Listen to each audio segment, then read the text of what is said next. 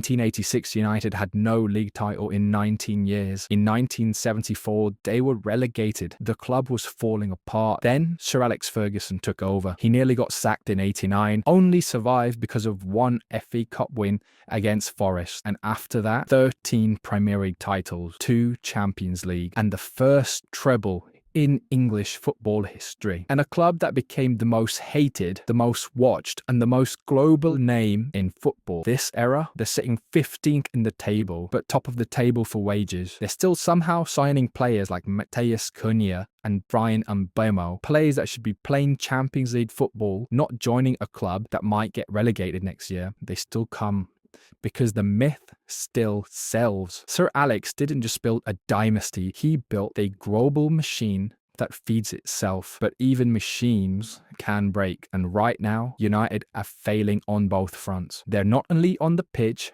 and they're even worse off the pitch. This team is missing the only thing you cannot buy: a winning culture. So how do things actually change? The answer isn't complicated. They've always had the money, the reach. What they didn't have was a vision.